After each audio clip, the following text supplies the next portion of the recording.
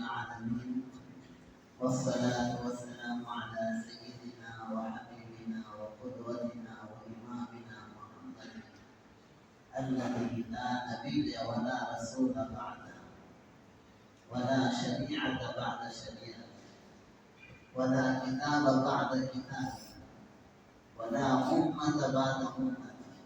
هو النبي الخاتم فداء أبيه وأمه وعلى آله وأصحابه وأزواجه ومن تبعهم بإحسان إلى يوم الدين. أعوذ بالله من الشيطان الرجيم. بسم الله الرحمن الرحيم.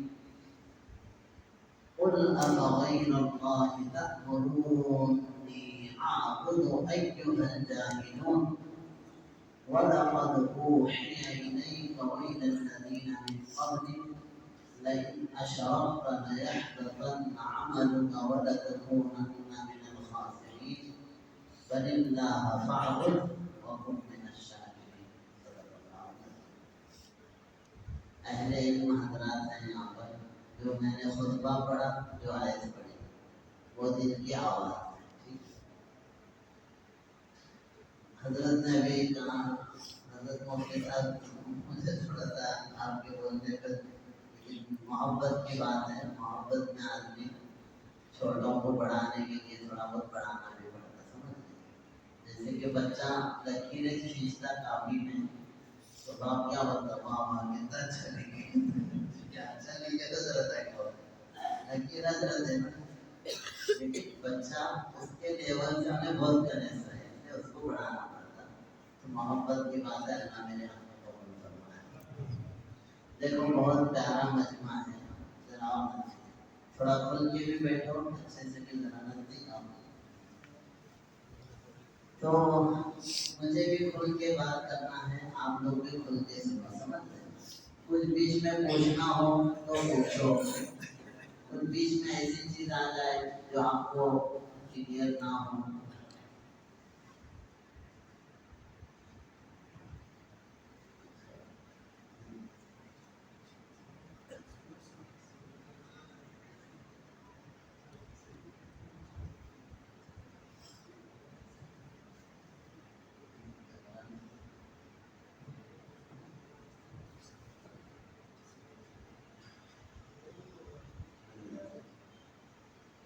جی تو میں یہ کہہ رہا تھا کہ آپ حضرات بھی کھل کر اپنے کو کچھ چیزیں سمجھنا ہے. جو اپنا موضوع ہے موضوع تو آپ دیکھ ہی رہے ہیں کہ یونیفارم سول کوڈ کیا ہے. اسے ذرا سمجھنا ہے. ٹھیک ہے نا. یونیفارم سول کوڈ کو سمجھنے کے لیے اس کے مقابل میں ہے مسلم پرسنل لا. تو ان دو چیزوں میں اپنے کو آنا ہے.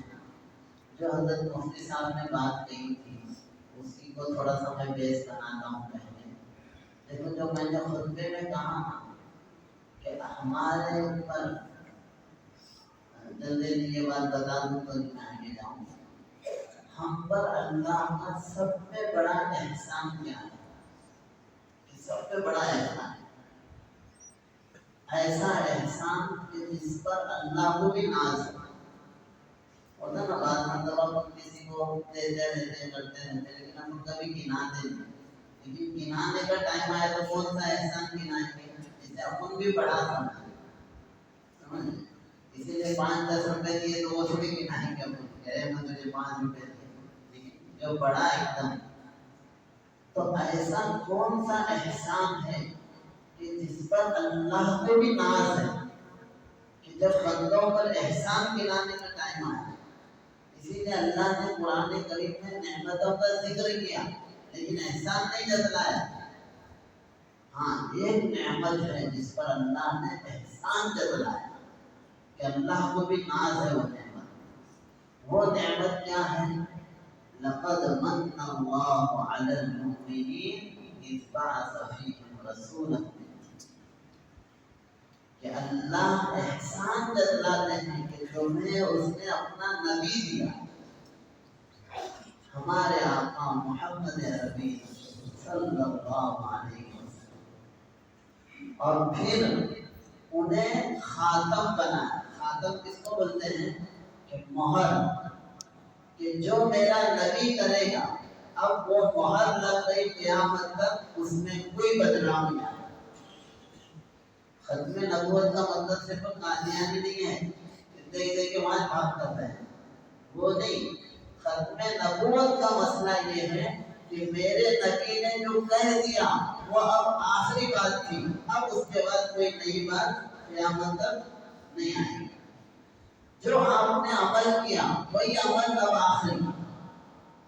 آپ نے سیدھے ہاتھ سے کھانا کھایا تو اب یہی عمل قیامت تک کے لیے جاری ہے، اب اس میں کوئی تبدیلی نہیں۔ رخ مصطفیٰ ہے وہ آئینہ کہ اب ایسا دوسرا آئینہ نہ ہمارے بس میں خیال میں نہ دکان آئینہ کا ختم۔ بس ہمارے نبی نے جو کہا وہ فائنل، جو کیا وہ فائنل۔ بس نقش قدم نبی کے ہیں، جنت کے راستے اللہ سے ملاتے ہیں سنت کے راستے۔ اس لیے اب اگر نبی کا طریقہ چھوڑ کر کوئی دوسرے طریقے سے جنت میں انٹری لینا چاہتا ہو تو اب نہیں ہو سکتا، اب سب دروازے بند ہیں۔ بمصطفیٰ برسا خیشرا کہ دی ہما اوس کر بہو نہ رسیدی تمام بولا کیا۔ جو تمہارا عمل اللہ کے نبی کے عمل سے میل کھایا وہی عمل ہے، ورنہ وہ ابو لہب کا طریقہ ہے۔ یہ ہے بنیاد۔ اب اللہ کے نبی نے ہم کو کیا طریقہ دیا؟ دیکھو اب احسان سمجھو، اللہ کا کتنا بڑا احسان ہے اللہ کا۔ اگر ہم 6 صدی عیسوی کا جائزہ لیں گے، آپ صلی اللہ علیہ وسلم کے آنے سے پہلے، اہل علم ہے، میں جو ہمارے کالج کے یونیورسٹی کے پڑھے ہوئے بچے ہیں ان سے کہوں گا آپ 6 صدی عیسوی you must read the history of the 6th century. The 6th century was the darkest phase of the history. دنیا کی تاریخ طویل دور اگر کوئی تھا تو وہ 6 صدی عیسوی کا۔ کیا تھا اس میں؟ میں تاریخ میں نہیں جاؤں گا۔ آپ رومن امپائر کو دیکھیے، اس وقت رومن سیویلائزیشن کو، آپ ایجپشن کو دیکھیے، مصریوں کو۔ اس وقت پرشین امپائر کس حال میں تھی، ہندوستانی کس حال میں تھے۔ ہمارا حال اتنا خراب ہوا تھا کہ ہماری کوئی ڈگنیٹی نہیں تھی، انسان کی کوئی عزت نہیں تھی، انسان کدھر بھی سر مارتا تھا، کسی کے بھی سامنے سر جھکاتا تھا۔ سانپ سے ڈر لگا، اس کے سامنے ہاتھ جوڑا، اس کے سامنے سر جھکا دیا۔ ندی سے فائدہ ہوا، اس کے سامنے سر جھکا دیا۔ درخت سے فائدہ، اس کے سامنے سر جھکا دیا۔ یعنی اپنی کوئی عزت ہے کہ نہیں، اپنا بھی کچھ وقار ہے کہ نہیں، کچھ بھی نہیں تھا، ہر ایک چیز کے سامنے سر جھکا۔ اتنا جھکاتے 33 کروڑ خدا کو ماننے لگے۔ کتنے؟ ہاں، ہندوستان کی جو یہاں کی جو نان مسلم ہے کتنے خداؤں کو مانتے ہیں؟ 30 کروڑ خدا کو مانتے ہیں، 330 بلین آف گاڈ۔ پھر عبادت کرنے والے اپنے کے بچے، آپ اپنے معبود سے کرتے کہ کب معبود کرتے، تو انسان کی کوئی ویلیو ہی نہیں تھی، یہاں تک کہ شرم گاہوں کی پوجا۔ تو اپنی کوئی عزت ہے کیا؟ یہ عزت ہے۔ اچھا اتنا ہو گئے کہ عرب لوگ تو کہ کتاب الاصنام کھل کر خودوں کے اوپر ہے کہ رستے میں سفر کرتے کرتے اتنا بت پوجا ہو گئی تھی کہ آٹا سے بت بنا لیتے تھے، اگلے منزل پہ کھانے پوچھنے جا تو وہ جا کے کھا جائے۔ پھر 3 پتھر جب چولہا بنانے کا 3 پتھر سے 4 پتھر ڈھونڈ کے لاتے تھے، اس میں سے دیکھتے تھے خوبصورت کون سا ہے، ہاں یہ ہے، چلو اس کو ایک طرف کرو، اس کی پوجا کرو۔ یہاں تک کہ عرب میں ایک قبیلہ تھا بنو حنیفہ، ایک سال کھجور بہت آئے، راس اچھی، تو انہوں نے کھجور کا بت بنا لیا، سال بھر پوچھتے رہے، اگلے سال شارٹیج ہوا کھجور، تو وہ پورا بت کھا رہے۔ تو اس وقت کے شاعروں نے ان کا مذاق اڑایا، اگر بنو حنیفہ ربا، کہ بنو حنیفہ اپنے رب کو کھا گئے، تو کوئی ڈگنیٹی نہیں۔ اچھا پھر दूसरी चीज, औरतों की क्या इज्जत थी आप देखो। इंग्लैंड के अंदर अभी पिछली सदी तक ये बहस चलती थी कि औरत इंसान की है क्या। आज जो अंग्रेज इतना बोलते ना कि औरतों का हक, औरतों का हक, अगर हिस्ट्री का हिसाब लो जरा, पिछली सदी तक उनके यहाँ औरत को इंसान भी है क्या नहीं, इस पे बहस होती थी। प्रॉपर्टी का हक नहीं था, मर्द जितने चाहे औरतें रखता है, कोई उसके अपर लिमिट नहीं थी, जितने चाहे औरतों से खेल कर, उनका कोई अधिकार नहीं था। हमारे मुल्क में औरत जो है ना, गुलामी की जिंदगी से भी बदतर जिंदगी। जब शादी होती थी तो समझते थे कि इसका बाप से रिश्ता कट गया, अभी ने बाप की नहीं, दहलीज उंगली तो खत्म इसका। शौहर मरा तो औरत के लिए बेहतर ये समझा जाता था कि उसकी सती की जाए। सती का मतलब होता है, अपने यहाँ कानून बना हुआ है, अभी हम आएंगे आगे। सती का मतलब ये 1987 में, अभी 1987 की बात कर रहा हूँ, आखिरी जो केस हुआ था कि क्या था कि शौहर इंतकाल हुआ तो औरत उसी के साथ चिता में जल जाना, ये सवाब का काम समझा जाता है। अगर औरत नहीं जली चिता में तो उसे मनहूस समझते थे, और वो असर अब तक भी है लोगों में कि बेवा औरत को आज काम में बुलाते नहीं, बोलते नहीं आना, मनहूस है। ये हाल था हमारे हिंदुस्तान में। फिर कास्ट सिस्टम इतना खतरनाक था, अभी भी है, लेकिन उस वक्त ये था मनुस्मृति के हिसाब से कि इंसान को जो है ना 4 हिस्सों में बांट दिया। अच्छा, पढ़ने का अधिकार सबको नहीं था, ये भी सुनो अच्छे से। पढ़ने का अधिकार हिंदुस्तान में सिर्फ बड़ी कास्ट को था, ब्राह्मण, क्षत्रिय, वैश्य, शूद्र नहीं पढ़ सकते थे। ऐसे भी वाकयात हैं कि शूद्र का बच्चा कांग्रेस पंडित को पढ़ते हुए सुन लिया, कोई श्लोक याद करके उन्हें पढ़ा, तो फैसला हुआ कि उसकी जुबान काट दी जाए, ये पढ़ा गया। बाकायदा कानून में था कि अगर कोई निचली जात का वो ऊंची जात के साथ बैठने की कोशिश करे तो उसके जो है बैठने की जगह को दागा जाए। हिम्मत कैसे करा, इंसान की कास्ट में परेशानी, ऊंच नीच इंसान। और फिर और एक आगे की बात बताऊं, उसके बाबर की किताब हमने जो लिखा, उन्हें जब इंडिया आया तो लिखा ये कैसा मुल्क है, यहाँ डेवलपमेंट नहीं है, कुछ लोग जंगलों में रहते हैं, कोई अच्छे फल नहीं है। इसीलिए फलों की हिस्ट्री देखो, फूलों की हिस्ट्री देखो, ये मुसलमान का योगदान है। वक्त नहीं कि उसमें मैं जाऊँ, लेकिन मैं बात को जहाँ लाना चाह रहा हूँ, तो अल्लाह के नबी आने के बाद ये एहसान हुआ कि इल्म पर जो इजारादारी थी, जो कब्जा था चंद लोगों का, वो आपने खत्म कर दिया, और इंसानों को चीजों की पूजा से निकाल कर अर्श पे बिठा दिया कि अब हमें वो मकाम दिया, अल्लाह के बाद कोई बड़ा नहीं, हम बड़े। कौन बड़े? हम बड़े। अब हम दूसरों के लिए, अल्लाह ताला कुरान में फरमाते हैं जो कुछ आसमान और जमीन में है तुम्हारे लिए बना है, तुम अल्लाह के लिए बना। तो अल्लाह के नबी का एहसान है हमारे ऊपर कि अल्लाह के नबी ने आकर एक ऐसा दीन दिया जिस दीन के अंदर हर चीज परफेक्ट है। अल्लाह के रसूल ने जो कानून दिया, वो कानून, उसमें सब में पहले ये कानून था कि ये जमीन किसी के पाप की नहीं है, ये जमीन अल्लाह की है। इसीलिए अल्लामा इकबाल ने कहा, इससे बढ़कर और क्या फिक्र व अमल का इख्तिलाफ बादशाहों की नहीं, ये जमीन अल्लाह की है। इस जमीन पे कानून बादशाहों का नहीं, किसका चलेगा? अल्लाह का चलेगा। और क्यों नहीं चलना चाहिए अल्लाह का कानून?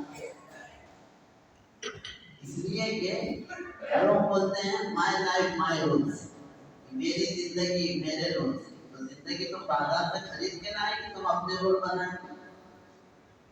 क्या तुमने अपने जिस्म को खुद बनाया है? अच्छा, अपने जिस्म को तुमने खुद नहीं बनाया तो क्या ये आसमान, जमीन, पानी सब तुमने पैदा किया है? तो जो चीज तुम्हारी है, अब जैसे आदमी है, किसी के घर पे मैं जाऊं और जाके बोलूं ये कपाट इधर मत रखो, इधर रखो, ये कुर्सियां यहाँ से उठाओ, उधर रखो, ये किचन इधर क्यों बना है, उधर रखो, तो क्या बोलेगा, ये भाई ये मेरा घर है, क्या बोलेगा, ये घर से क्या बोलेगा, ये भाई ये मेरा घर है। जो है ना आएगा मेहमान के तौर पे, बैठो और लिखो। क्यों इतना इससे बोल रहा है, वो मेरा घर है, तो रूल किसके चलेंगे, मेरे चलेंगे। ये तो अकल की बात है ना। मुसलमान का सब में पहला अकीदा यह है कि ये जमीन अल्लाह की है। इसलिए खैर यानी बात को हम लोग ने ना बहुत सारी चीजें तो ये कंसेप्ट है वो समझे। अब इसके बाद अल्लाह के नबी अल्लाह ताला देखो इंसान जो है ना, अब एक तरह इल्म पे बात करते हैं। इंसान जो है ना ये बहुत कॉम्प्लिकेटेड क्रिएचर है, यानी बहुत पेचीदा मखलूक है। ऐसी पेचीदा मखलूक है कि दो इंसान एक जैसे दुनिया में कभी नहीं होते। ठीक है, अच्छा दो इंसान एक जैसे नहीं होते मतलब है एक माँ के कोख में पले बड़े हों, ट्विंस हो यानी जुड़वा हो, एक ही वक्त पैदा हुए हों, उन दोनों में भी लाखों फर्क दोनों के अंदर है। उनके इमोशंस जज्बात एक जैसे नहीं रहेंगे, उनकी सोच एक जैसी नहीं रहेगी, उनकी फिक्रें अलग अलग होंगी। इसलिए कोई भी इंसान का बनाया हुआ कानून, ये बहुत अहम बात है, इसमें हम लोग गौर करें, कहीं भी इंसान का बनाया हुआ कानून कामिल और मुकम्मल नहीं हो सकता। चैलेंज के साथ पढ़े लिखे लोगों के साथ बात करना होगा। हिंदुस्तान का संविधान बना बहुत पढ़े लिखे लोगों ने बनाया। कितने पढ़े लिखे, बहुत पढ़े लिखे, उस जमाने के वाकई बहुत पढ़े लिखे। कॉन्स्टिट्यूएंट असेंबली, इस असेंबली ने ये जो दस्तूर बनाया, हमारा संविधान बनाया, जिन्होंने ड्राफ्टिंग किया वो लोग भी बहुत पढ़ते थे, यानी पढ़े लिखे थे। लेकिन चूंकि इंसान ने ड्राफ्टिंग किया था तो अब तक हमारे दस्तूर को 70 साल नहीं गुजरे, कितने बार बदलना पड़ा होगा जनाब, कितने बार बदलना पड़ा। मेरे पास टेबल पे जो वर्जन रखा हुआ है 92 बार बदला हुआ है। कितने बार? हाँ, अभी 92 साल में क्यों है, अभी तो 70 साल में 92, उसके बाद क्या अमेंडमेंट है। आप लेटेस्ट वर्जन निकाल के देखो कॉन्स्टिट्यूशन का, तो है कितना 350 का, उसमें शुरू में दफान थे, तो उत्तेज कानून को। अच्छा दूसरी बात हमारे इसमें जो है ना, अगर देखेंगे इतना लेंथी है, दुनिया का सबसे लंबा कॉन्स्टिट्यूशन है। और एक मुल्क है अलगाम में, शायद कौन सा मुल्क है, कोई वकील साहब है तो बताओ मुझे, एक मुल्क और है जिसका हमसे ज्यादा लंबा है, लेकिन डिसिप्लिन के साथ हमारा है, लेकिन इंसान का बनाया हुआ है। और पुराने करीब 1400 साल से, कितने साल में, वो अल्लाह का बनाया हुआ। तो अल्लाह ने कुरान में चैलेंज किया, क्या चैलेंज किया, अफला यतदब्बरून अल-कुरान, अरे कुरान में गौर फिक्र नहीं करते, वलौ काना मिन इंदि गैरिल्लाहि लवजदू फीहि इख्तिलाफन कसीरा, अगर अल्लाह के अलावा किसी और की तरफ से होता तो इसमें कंट्राडिक्शन थे, इख्तिलाफात थे। ये किताब है 14 सदियां गुजर गई, एक नुक्ता भी इधर से उधर नहीं, और आज भी वो कानून इतना फ्रेश है कि आप उसे पढ़े तो ऐसा लगता है कि आज के लिए नाज़िल हुआ है। अब संविधान की जब बात करें, अब आओ संविधान पे, जहाँ पर मुझे यूनिफॉर्म सिविल कोड पे जाना है। अगर हम कंपेयर करना चाहें तो बहुत सारी बातें हर तरफ से मैं बात करने की कोशिश करता हूँ। पहले हम इसको समझेंगे, यूनिफॉर्म सिविल कोड समझ लें। हम मुसलमानों के लिए जो पढ़ा लिखा तबका है, उसका काम है, उसकी जिम्मेदारी है कि वो इस चीज की गहराई को पढ़े और सिर्फ एक तरफा मत पढ़ो। अभी जैसा मैंने कहा ना, अल्लाह के नबी के आने की कदर वही करेगा जिसे 6वीं सदी ईस्वी की तारीख मानी। انسانوں پہ کیا ظلم ہو رہا تھا. اسی لیے ہندوستان جب ہندوستان آیا نا، جیسے آپ سب جانتے ہی ہیں کہ نجاشی کے دربار میں حضرت جعفر طیار نے تقریر کی تھی. کیا ہے بادشاہ، ہم تو کچھ کام کے نہیں تھے، ہر چیز کو بوجھ رہے تھے، بچوں پہ ظلم کرتے تھے، اپنوں کا حق کھاتے تھے. یہ نبی آئے اور انہوں نے ہمیں انسان بنایا. تو اللہ کے نبی صلی اللہ علیہ وسلم نے آ کر جو ہمیں قانون دیا ہے اس پہ غور کرنا ہے. تو ہم کو جو ہے نا کمپیریٹیو اسٹڈی کرنا ہے. آج جو قانون پہ ہم جائیں گے، دیکھو یونیفارم سول کوڈ کیا ہے. میں نے ابھی بتایا کہ ہمارا جو اسلامی لا ہے وہ مکمل ہے، وہ قرآن و سنت سے ماخوذ ہے. دو تین باتیں سمجھنا ہے. قرآن کبھی بدلے گا نہیں، قیامت تک وہ فکس ہوگا. احادیث میں اب کوئی تبدیلی نہیں، اب وہ قیامت تک کے لیے طے ہے. اچھا، وہ اللہ کا دیا ہوا ہے، اس لیے ہم بے بس ہیں. کیا مطلب کہ ہم اس میں بدلنا چاہیں تو بدل نہیں سکتے، کہ اپنے ہاتھ میں نہیں، اپنے جوریسڈکشن میں نہیں آتا ہو یہ چیزیں. اب جب قانون کی بات آتی ہے تو قرآن کا جو قانون ہے وہ ہمیشہ کے لیے ناٹ باؤنڈ فار ٹائم اور پلیس. اللہ کے رسول صلی اللہ علیہ وسلم کے آنے سے پہلے نبیوں کو جو بھیجا جاتا تھا اور جو کتابیں دی جاتی تھی وہ یا تو جگہ کے لیے خاص ہوتی تھی، یا پھر وقت کے لیے ہوتی تھی، یا قوم کے لیے ہوتی تھی. جیسے حضرت عیسیٰ کو بھیجا گیا تو وہ رسول الی بنی اسرائیل. اور خود بائبل میں بھی یہ بات ہے کہ I have been sent to the lost sheep of Israel، کہ مجھے صرف اسرائیل کی طرف بھیجا گیا ہے، سب کی طرف نہیں بھیجا. اور اللہ کے نبی نے اعلان کیا انی رسول اللہ الیکم جمیعا، میں تم سب کی طرف اللہ کا رسول ہوں. تو اب ہم ذرا بیسک پہ آتے ہیں. یونیفارم سول کوڈ کیا ہے، اس کے بعد مسلم پرسنل لا کیا ہے. دیکھو یونیفارم بولے تو ابھی ہمارے حافظ ثناء اللہ صاحب بتا رہے تھے جمعہ دن ایک آدمی مسجد سے نکلتے ہوئے بچا ہوتے ہیں. حافظ صاحب اپنا ہے تو سفید کرتا اور پجامہ یونیفارم، اور کیا یونیفارم ہوتا ہے. تو بات تو یونیفارم بولے تو ایسا سمجھ رہے اسکول کا یونیفارم، تو ایسا نہیں. سول کی کیا معنی، کوڈ کی کیا معنی، تینوں لفظ. یونیفارم، یونی کے معنی آتے ہیں تقریباً مشترک، فارم کے معنی آتے ہیں شکل، یعنی ایک جیسی شکل لکھنا، سب کا ایک جیسا ہونا. سمجھ رہے، سامان بھی بولتے ہیں، گھٹنا بولتے ہیں، ایک جیسا سب کے. سول کے معنی آتے ہیں شہری. ہمارے یہاں جو ہے جیسے حضرت مفتی صاحب نے اس کی طرف اشارہ کیا ہے، اور اس میں گہرائی میں نہیں جاؤں گا. اس کے مقابل میں جو لفظ ہے وہ ہے مسلم پرسنل لا. مسلم کے معنی ابھی حضرت مفتی صاحب نے بتایا کہ مسلم کے معنی یہ ہے کہ ہم اپنے آپ کو سرنڈر کر دیتے ہیں اللہ کے اور اللہ کے رسول. جس کو سرنڈر کرے کا مطلب یہ ہے کہ وہ جو بھی بولے مجھے مان لے، میرے سمجھ میں آیا تو بھی مانوں گا، نہیں بھی سمجھ میں آیا تو بھی مانوں گا. اچھا، سرنڈر جو ہوتے ہیں نا ہم لوگ بڑے کی طرف ہوتے ہیں. کیوں ہوتے ہیں کہ بڑا ہم سے زیادہ تجربے کا ہے، تو ظاہر سی بات اللہ ہم کو ہمارے حالات سے بہتر جانتا ہے.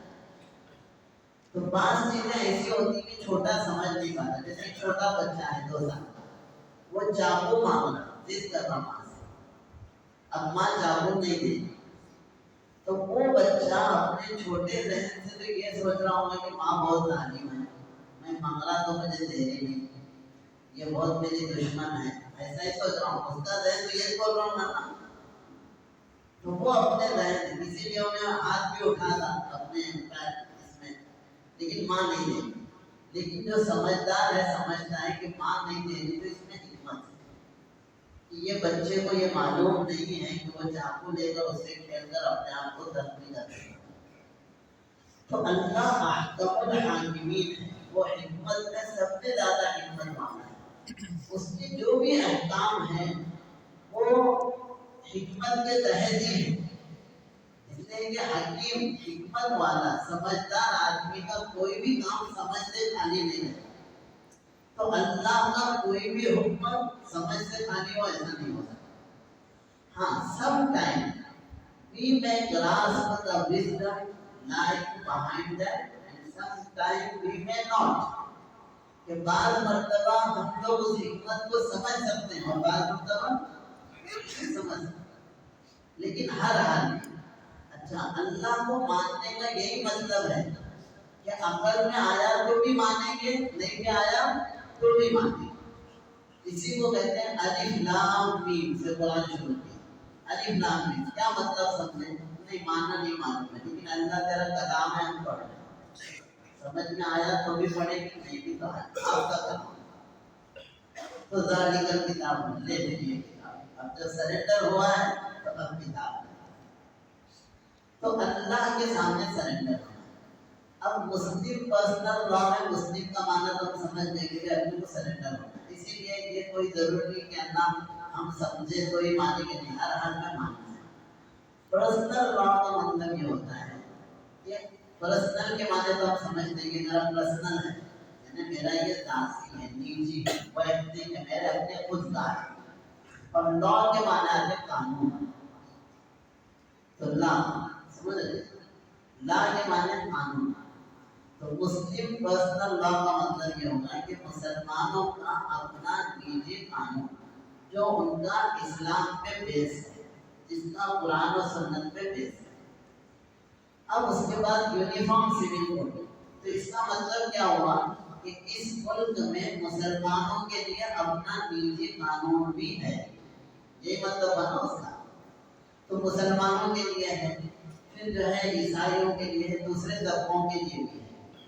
اب یہ چاہتے ہیں کہ وہ سب ختم کر کے یونیفارم سول کوڈ لائیں, یعنی جو پرسنل جو نیچے اپنے قانون ہیں, اب اپنے نیچے قانون کیا ہے اس پر آتے ہیں. مسلمانوں کے پرسنل ہیں, دیکھو ایک پرسنل ہے, ایک کلیکٹیو ہے, یعنی آئی پی سی کا جیسے ابھی مفتی صاحب نے حوالہ دیا ہے. اسلامی حکومت جہاں ہوتی ہے, اچھا اس کو بنیاد سمجھیے, ہر مسلمان کی ذمہ داری ہے کہ وہ جہاں تک اللہ اور اس کے رسول کا قانون نافذ کر سکتا ہے وہاں تک ضرور نافذ کرے. ہماری کیا ذمہ داری ہے؟ جہاں تک کا مطلب یہ ہے کہ اگر حکومت ہے تو حکومت کے جو قوانین ہیں وہ نافذ کرے, اور نہیں ہے تو اپنی پرسنل زندگی میں تو اسلامی قانون کو نافذ کرے. اسی لیے ہمارے علماء انگریزوں سے کیوں ٹکر لیے تھے؟ بھئی یہاں تو اس ملک میں سبھی آئے تھے نا, پرتگیز آئے, ایرانی آئے, ادھر آئے, آرین آئے, تو انہوں بھی آئے تو کیا فرق پڑتا تھا. لیکن انگریز آنے کے بعد ان کی جو پلاننگ تھی وہ یہ تھی کہ یہاں کے مسلمان اسلام چھوڑ دیں. اسی لیے انہوں نے کرسچن مشنریز کو بلایا باہر سے, اور اتنی ہمت ہو گئی تھی کہ جامع مسجد کی سیڑھیوں پہ ٹھہر کر عیسائیت کی تبلیغ کر رہے ہیں. بلکہ انڈیا آفس لائبریری کے ریکارڈ میں یہ ہے کہ یہاں سے خط بھیجا گیا تھا کہ جامع مسجد ہمارے حوالے کر دی ہے, ہم وہاں اپنے پادری کی تعریف کوشش کر رہے ہیں, لیکن وہ سبق انہوں نے دیا نہیں. تو علماء کرام ہمیشہ سے یہ فکر میں تھے کہ ہمارا جو پرسنل بات حکومت کو نافذ کرنا ہے. آئی پی سی جو تعزیرات ہیں, جو سزائیں ہیں, وہ سزاؤں کو قائم کرنا حکومت کا کام ہوتا ہے. اور پرسنل لا کے تحت کوئی مسائل آتے ہیں, جیسے کہ اب وہ مسائل کی نہیں, پرسنل لا میں کیا کیا مسئلہ ہے. دیکھو دو باتیں میں نے کہا, ایک حکومت کو ذمہ داری ہے نافذ کرنے کی, ایک ہے فرد. افراد کے ذمہ جو ہے ہمارے جو خاندانی مسائل ہیں وہ مسائل آتے ہیں پرسنل لا کے تحت. خاندانی مسائل میں کون کون سے؟ جیسے کہ نکاح ہے, یہ نکاح کس میں آتا ہے؟ پرسنل لا میں آتا ہے, یہ پرسنل لا. طلاق ہے پرسنل لا میں ہے. خلا ہے, نکاح کو توڑنے کی بات ہے. اسی طرح سے وصیت کرنے کی بات ہے. اسی طرح سے جو ہے وراثت کی بات ہے. وہ بولا بیٹا اپنانے کی بات ہے. اس سلسلے میں یہ پرسنل ہے, خاندانی مسائل. ان خاندانی مسائل میں مسلمان اپنے دین پر عمل کرتا ہے یہاں پر, اور کیوں کرتا ہے؟ قانونی طور پہ کہاں یہ ہے, میں اس پر آتا ہوں. اس ملک میں جیسے حضرت مفتی صاحب نے ابھی کہا راؤنڈ ٹیبل ٹاک سے پہلے نہرو رپورٹ آئی تھی 1928 تو ہمارے علماء کرام کو سب میں زیادہ فکر اس بات کی تھی کہ کہیں ایسا نہ ہو کہ مسلمانوں کے پرسنل لا میں بھی انٹرفیئر کر کے ان کو دین پر عمل کرنے سے روکا جائے گا۔ اس کے لیے جمعیت علماء ہند نے نہرو رپورٹ کے بعد ہی 1928 میں لکھنؤ کی میٹنگ میں یہ کہا تھا کہ بھئی کانسٹیٹیوشن میں ہی یعنی سمویدھان میں ہی یہ بات رکھی جائے کہ مسلم پرسنل لا سے ہم چھیڑ چھاڑ نہیں کریں گے، مسلمان ان کے دین کا۔ اچھا، مسلمان اپنے دین کو بہت سیریس لیتا ہے۔ مثال کے طور پر میں اپنے بچوں کے لیے، آپ بھی اپنے بچوں کے لیے کھانے پینے کی اتنی فکر نہیں کریں گے جتنا اس کے دین کی فکر ہے۔ ہر مسلمان کا حال ہے۔ میرا بیٹا میرے نظروں کے سامنے پیر رگڑ رگڑ کے بھوک سے مر جائے لیکن ایمان کے ساتھ دنیا سے گیا تو میں خود کو ایک کامیاب پا سکتا ہوں۔ اور اگر میرا بیٹا ساتھوں دنیا کی سلطنت کا مالک بن جائے لیکن بغیر ایمان کی دنیا سے گیا تو میں رو رو کے ساتھ سمندر بھی بھر دوں تو ناکام ہوں۔ یہ ہمارا عقیدہ ہے۔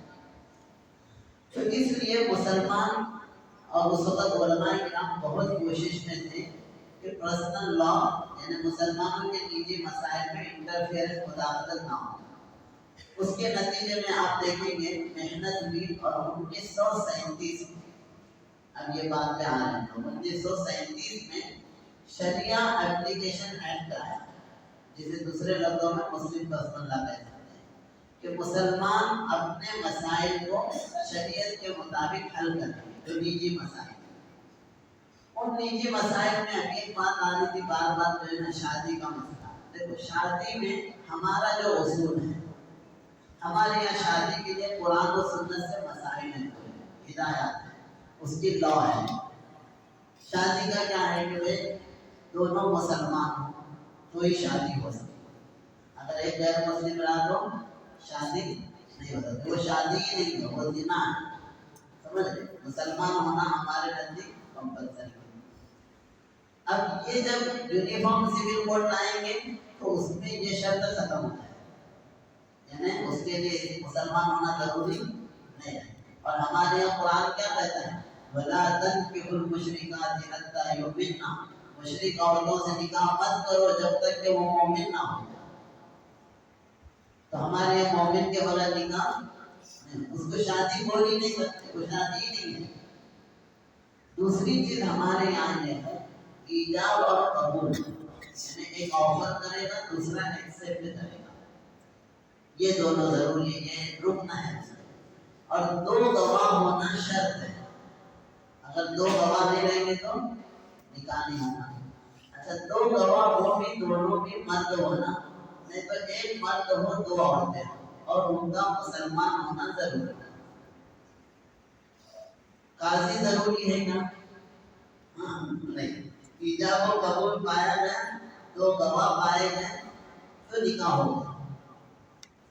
مہر طے کرے تو اچھا ہے، وہ لوگ نہیں طے کرے تو اس جیسے عورتوں کو جتنا مہر ملتا ہے وہ مہر ملتا دینا پڑے گا۔